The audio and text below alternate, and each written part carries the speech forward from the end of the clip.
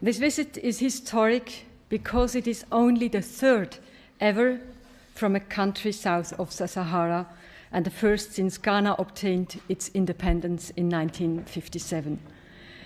At the same time, today is the logical consequence of a lengthy development because relations between Switzerland and Ghana have for decades been characterized by mutual respect. Not every connection between our two countries can be deduced at first glance. Take the gold vreneli, or I can translate the traditional gold coin and the chocolate coins, both products that every child here grows up with and which are considered typically Swiss. But neither would exist without gold and cocoa, which we import on a large scale from Ghana. It is quite simple. We need the raw materials, and you have the raw materials. The resulting trade and business should benefit both countries. This principle is part of mutual respect. Gold and cocoa can create work and wealth in both countries. Excellency the President and members of the Federal Council, I've had the privilege of visiting Switzerland several times since becoming President of the Republic of Ghana. My last visit was to Davos nearly a month ago, where I participated in the 50th anniversary meeting of the World Economic Forum, at the invitation of its founder and executive chairman, the world-renowned Professor Klaus Schwab. Happily, it is much warmer here in Bern. I thank President Simonetta Sommaruga, head of the 7-member Federal Council, for the honor of this state visit and for the opportunity to make this brief statement in the Federal Assembly, Switzerland's 2-century-old House of Parliament. Excellencies of the Federal Council, relations between our two countries date back to the 19th century, when the Basel missionaries arrived in the then Gold Coast, now Ghana, to undertake evangelical work. The missionaries pioneered the establishment of educational institutions across the country, including our first agricultural school at Akufo, my paternal hometown, in the eastern region of the country.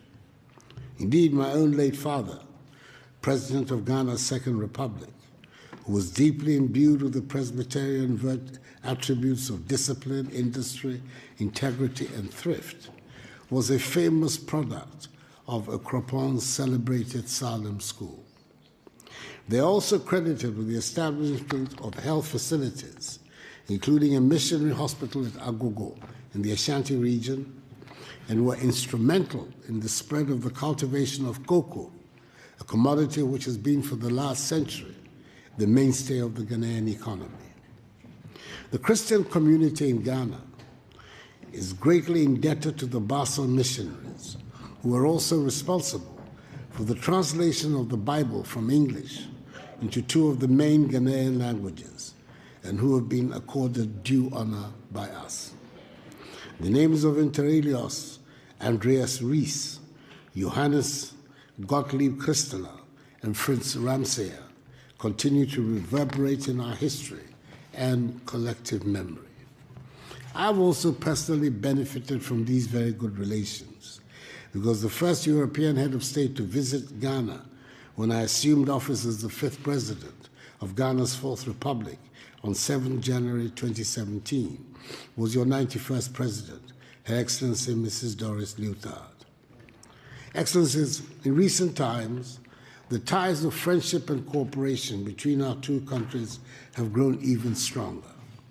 Technical and financial assistance from the Swiss government, which have provided to the Kofi Annan International Peacekeeping Training Center, have helped it carry out its activities and achieve its vision of becoming the preferred center on the continent for training, education, and research in matters of African peace and security.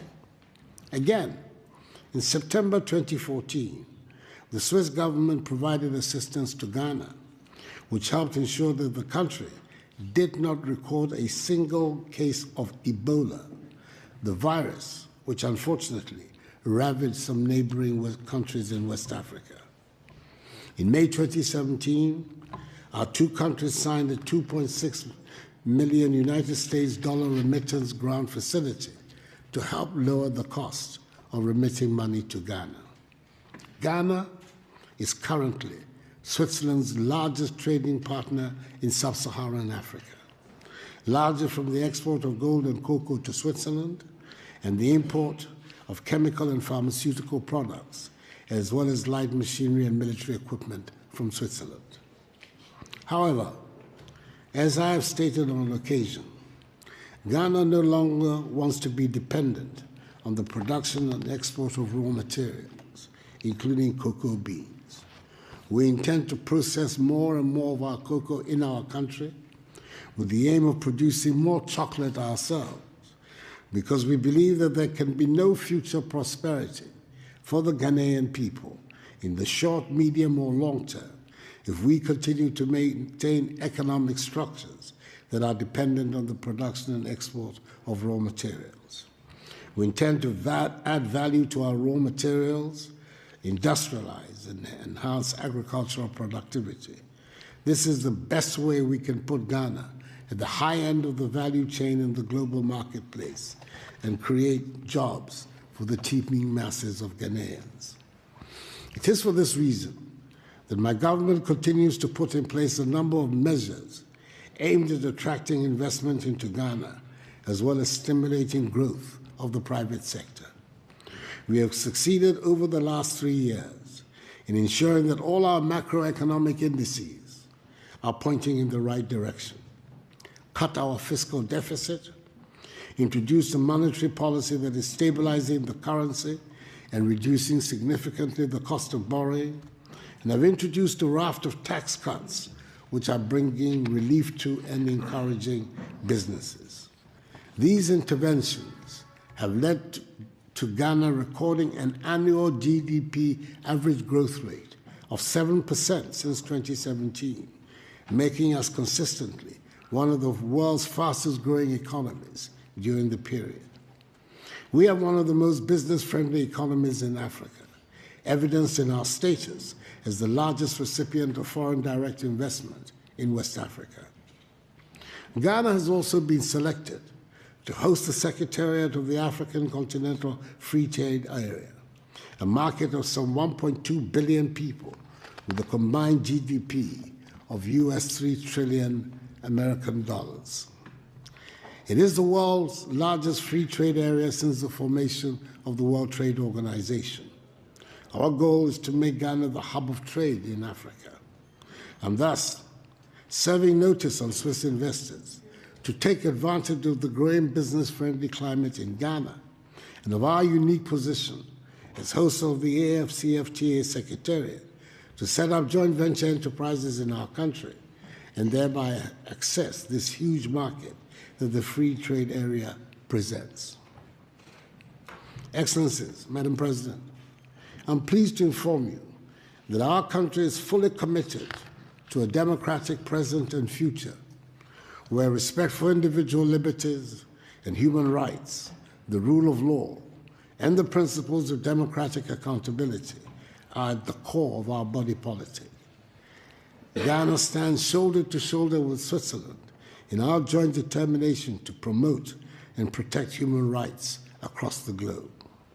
I'm hopeful that as we shape the future of Ghana and position Ghanaian enterprises to compete effectively on the world stage, we have friends such as the Swiss Confederation to support us in this objective. We are determined in Ghana to ensure that succeeding generations of Ghanaians do not become victims or pawns of the international economic order, but her beneficiaries. Indeed, the project is a Ghana beyond aid, a Ghana which has discarded a mindset of dependency, aid, charity, and handouts, and is charting a path of self-reliance in her progress, fashioned out of the intelligent and disciplined use of her considerable human and material resources.